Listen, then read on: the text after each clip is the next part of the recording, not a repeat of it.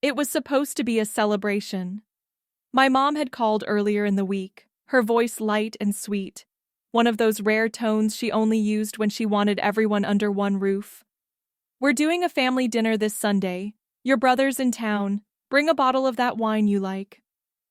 I hadn't seen my family all together in months, not since Christmas. I almost said I was busy, but guilt, as usual, won out. I arrived on time, the Pinot Noir tucked under my arm, and walked into the same dining room I'd sat in since childhood. The walls were still that buttery cream color my mom insisted made the house feel warm. The old chandelier above the table cast familiar yellow light over a table already full. My older brother, Matt, was there with his wife, Danielle. My younger sister, Alicia, was glowing as usual, already in the middle of a story about her recent work trip to Singapore.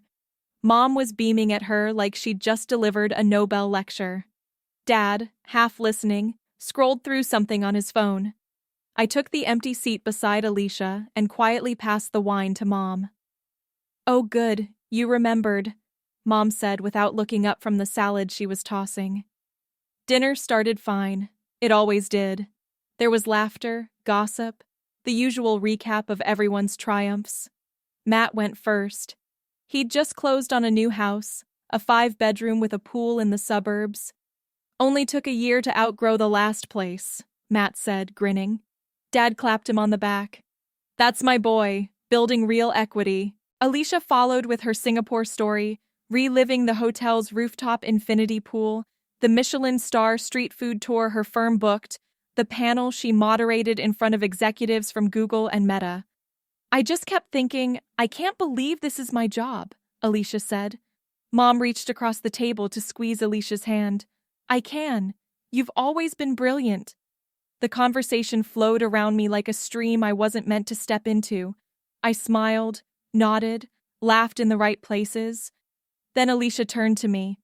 "What about you? Anything new?" It was an innocent enough question, a polite pivot, but the table went quiet when she asked it, as if they were all remembering I was there. I cleared my throat. "Actually, yeah. My project at work got picked up by the regional office. I'll be leading the strategy rollout for 3 branches starting next quarter." It wasn't flashy. It wasn't Singapore, but it was mine. Matt blinked. "Wait, you still work at that place? Thought you were going to leave a year ago?" "No, I decided to stay. They've actually been great about growth." Mom frowned slightly. "What kind of strategy are you doing again? Marketing stuff?" "Operational alignment," I said, already regretting bringing it up. "Internal systems, workflow mapping, that kind of thing." Dad leaned back in his chair, smirking. "So, paperwork." There was a beat of silence. Danielle shifted in her seat. "It's more than that," I said quietly. "It's long-term structural work." No one said anything.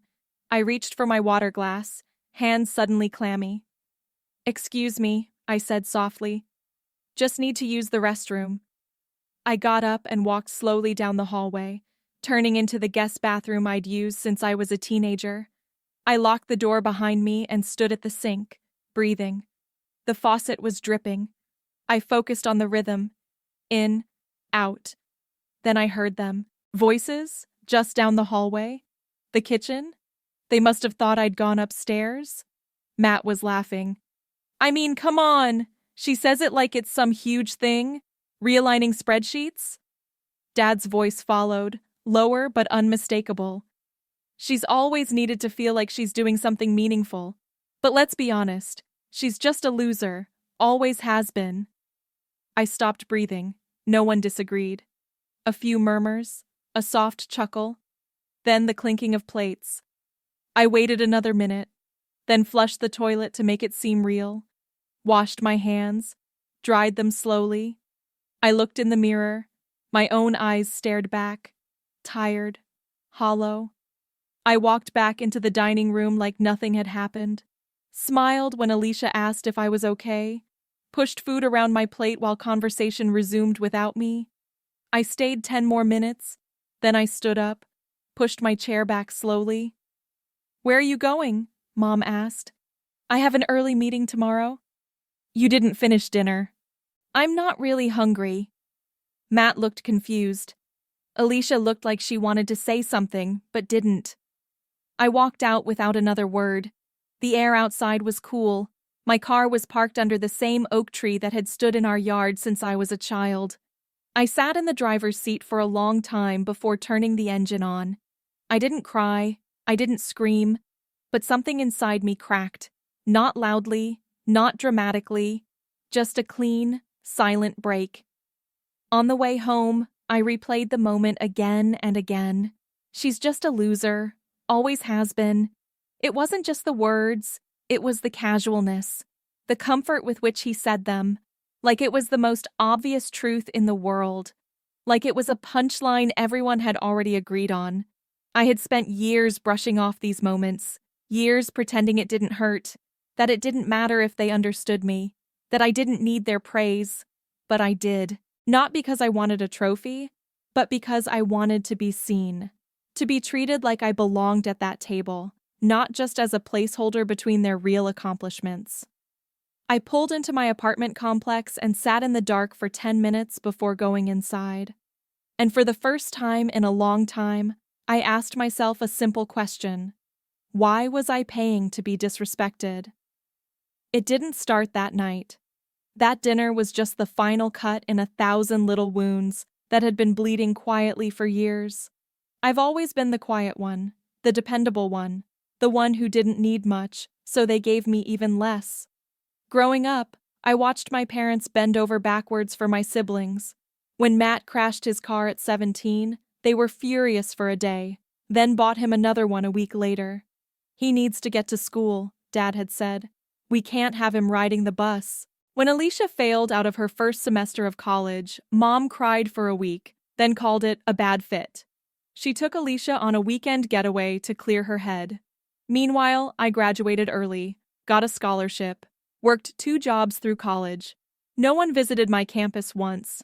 When I landed my first real job, I called my parents to share the news. Mom's response? That's nice, sweetie. What's Alicia up to these days? There was no malice in her voice. Just pure, unthinking redirection.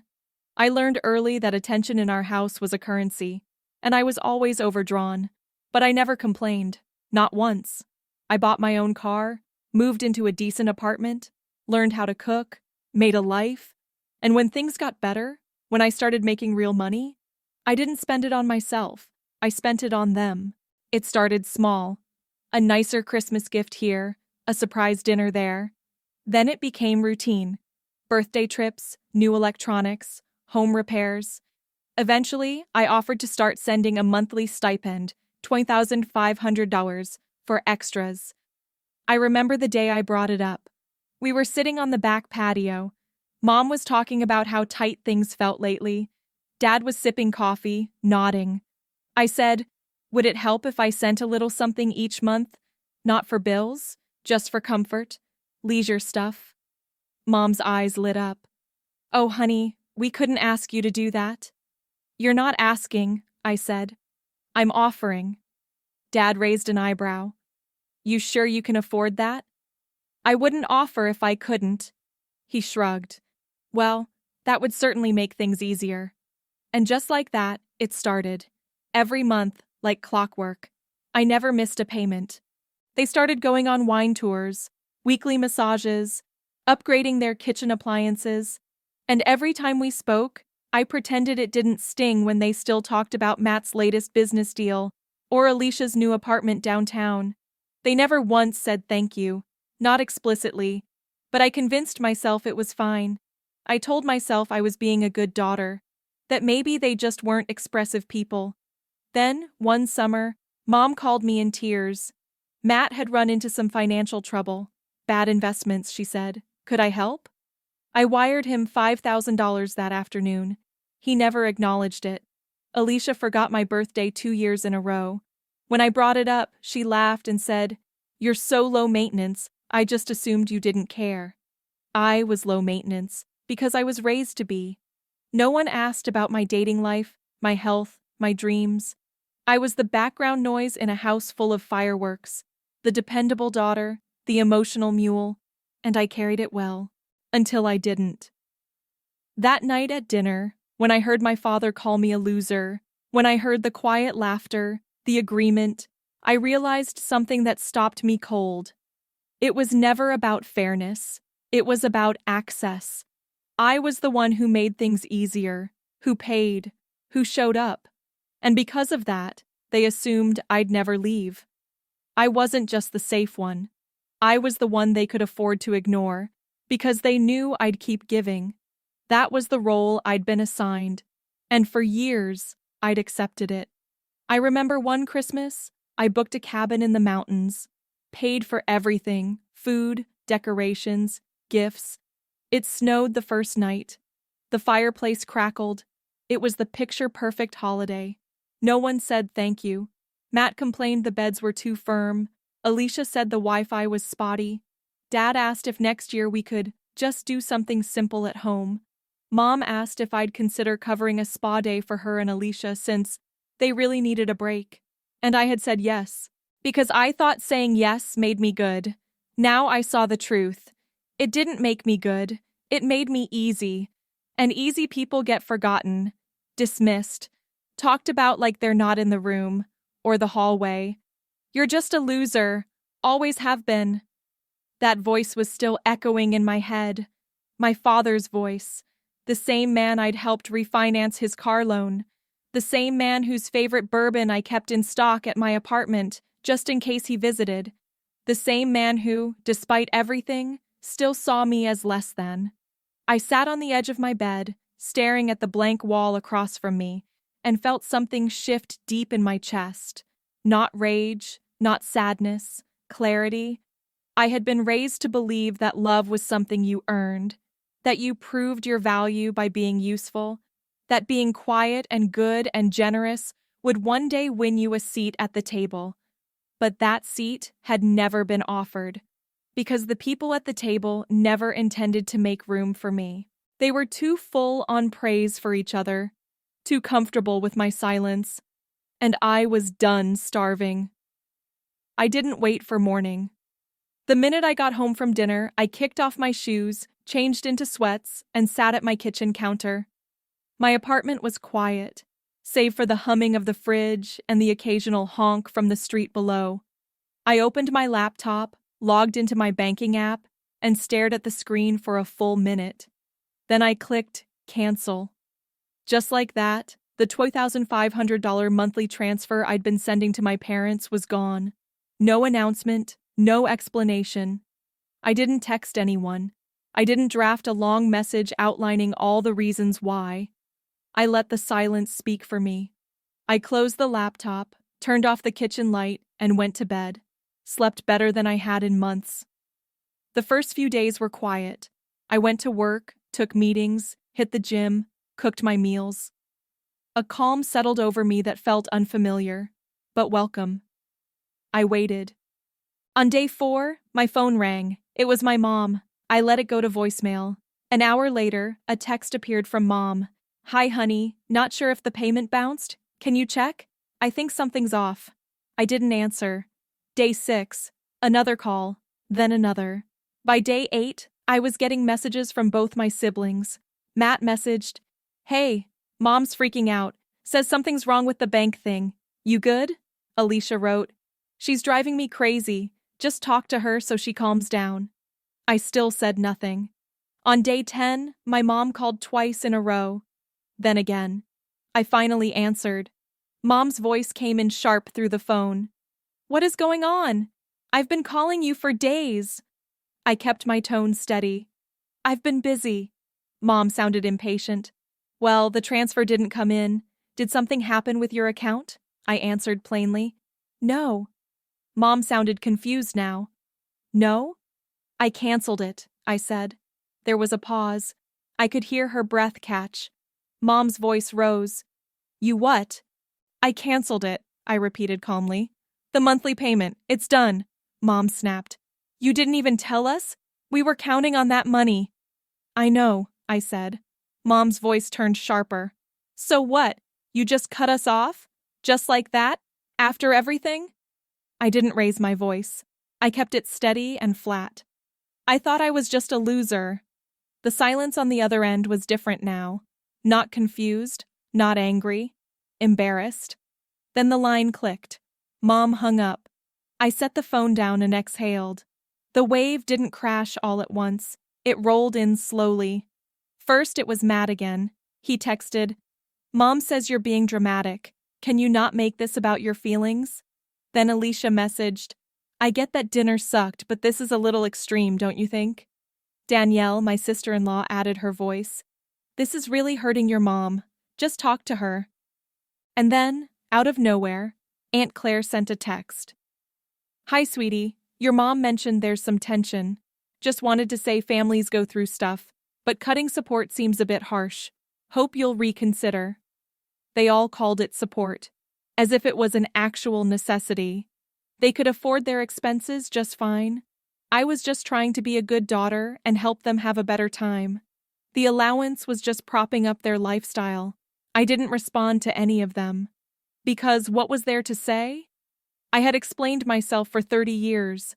I had bent over backward to make things easier. I had shown up, paid up, shut up. And when I spoke, truly spoke, with silence, it was the loudest thing I'd ever done. 2 weeks in, the narrative began to shift.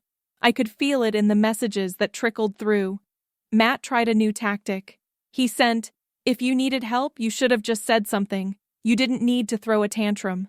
Alicia followed with another message. "Why are you being so cold? We're your family." But they weren't reaching out because they missed me. They were reaching out because the money was gone. Because the system they'd leaned on without thanks had finally collapsed. I started going on evening walks again, bought a bouquet of fresh lilies for my kitchen, picked up a novel I'd been meaning to read. I didn't cry. I didn't second-guess myself. I didn't feel guilt. I felt free. Not because I wanted revenge, but because I finally realized I had a choice. I wasn't obligated to bankroll the people who mocked me. I wasn't required to play the role they'd written for me. I was done auditioning for their love. One morning, while drinking coffee by the window, I thought back to that Christmas cabin. The firelight, the laughter that excluded me, the credit card bill that came in January, and I smiled, because I had bought my freedom, with my silence, with my absence, and no one could return it for a refund. The silence from my end didn't last forever, but I didn't break it. They did. After my final conversation with my mother, the calls tapered off, but the tension did not. The next month came and went. No transfer, no check-in, just space. Then came the subtle unraveling. I heard about it not from them, but through others. A cousin's Instagram story showed my parents at home on a weekend they had planned to be wine tasting in Sonoma. Instead of toasting with sparkling glasses and cheese boards, they were sitting in their kitchen, the lights dimmer than usual. The caption read, "Cozy weekend at Mom and Dad's. No luxury getaway, no new appliances, no Friday spa day packages that had become so routine they were barely worth mentioning before." Alicia, who had recently upgraded to a newer apartment, posted less often. And Matt, who usually bragged about his golf outings with Dad, didn't mention him for weeks. Eventually, it became clear. The cushion I'd been providing had disappeared, and they were starting to feel the absence, not in their necessities, but in their comforts.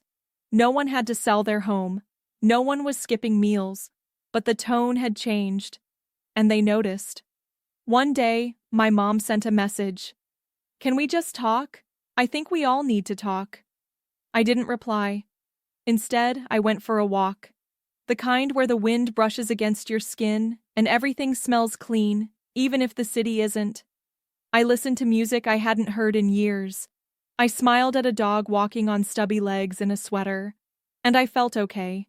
My friends started checking in more, not because I had told them everything, just enough. Sarah, my coworker, took me out for coffee. "You seem lighter," she said. "I am," I told her. I met up with my therapist a few days later. She looked at me for a moment after I shared what had happened. The dinner, the silence, the cancellation, and the aftermath. She nodded slowly. "You protected your peace. That's progress." I breathed out, long and full. It felt like a detox. Meanwhile, the messages from family continued, but they had shifted in tone. Matt messaged, "I don't get why you're doing this. It's hurting Mom." I read it twice, then put the phone down. Alicia followed a few days later. "Dad seems so stressed. He's not himself. You could fix this, you know." I didn't respond. Fix it? Like I always had? That was the thing no one understood. I had never wanted control. I had wanted peace. But peace required boundaries. And boundaries weren't welcome in a family that expected me to be a vault they could withdraw from endlessly. My mother called once more, weeks later. I let it go to voicemail. Her voice was softer this time. "I know we've said things, maybe too much, maybe not enough. I hope you'll call. Your father misses you." I sat on the couch, phone in hand, listening to that message twice. Missed me? Or missed what I gave them? It was hard to tell. But here's what didn't lie. My breathing, my sleep, my mornings that weren't filled with resentment. I didn't feel triumphant. I felt still. And that stillness was its own victory. It wasn't just about the money. It never was. It was about finally understanding that I didn't owe people comfort at the expense of my own sanity. Alicia posted on social media about toxic people who think money buys love. Friends of hers liked the post. Extended cousins left heart emojis. I didn't say a word, let them speculate. The ones who mattered knew the truth, and I no longer felt the need to explain myself to people who never saw me clearly to begin with. A friend texted, "Saw Alicia's post? You okay?" I replied, "Better than okay." And I meant it. My world was smaller now, but clearer. I had fewer phone calls, fewer obligations. And for once, my days weren't dictated by what someone else needed from me. I went to a farmer's market, bought myself a bouquet, cooked a real dinner, just for me. And when I sat down to eat it, I didn't feel like a loser. I felt like someone who finally stopped losing. The day I knew I'd really moved on wasn't marked by some grand event. No dramatic outburst, no last word, no confrontation in a restaurant or a tearful showdown on the porch. It was a Tuesday afternoon, unremarkable in every way. I was standing in my kitchen, stirring honey into my tea. The late afternoon sun spilled through the window and warmed the tile. The radio played something soft and jazzy in the background. I wasn't rushing to respond to a text. I wasn't checking my phone for messages from Matt, Alicia, or my mother. I wasn't bracing myself for the guilt that always crept in. I was just present. It had been nearly 2 months since I canceled the allowance. I hadn't spoken to my mother since her last call. I hadn't responded to any of Alicia's thinly veiled accusations or Matt's half-hearted attempts to gaslight me back into compliance. And I hadn't explained myself. For the first time, I didn't feel the need to. I started journaling again, morning pages, just like my therapist had recommended. 3 longhand pages every morning before checking my phone or diving into work. Some mornings I wrote about memories, the overlooked report cards, the birthdays that slipped past unnoticed, the nights I cried quietly so no one would hear. Other mornings I wrote about nothing at all, just the sound of birds outside or the smell of toast, but every word helped clear the fog. In one session, I brought my journal to therapy and read aloud a few lines. After I finished, my therapist looked at me gently and said, "You're grieving a role, not a person." I let that sink in. She was right. I had been raised to be the good daughter, the caretaker, the helper, the one who gave more than she had because she believed, deep down, that love had to be earned. That if I just gave a little more, maybe they'd notice me. Maybe they'd say, "We're proud of you." But I was learning that there's no prize for being the most accommodating, no reward for being the one who always makes things easier.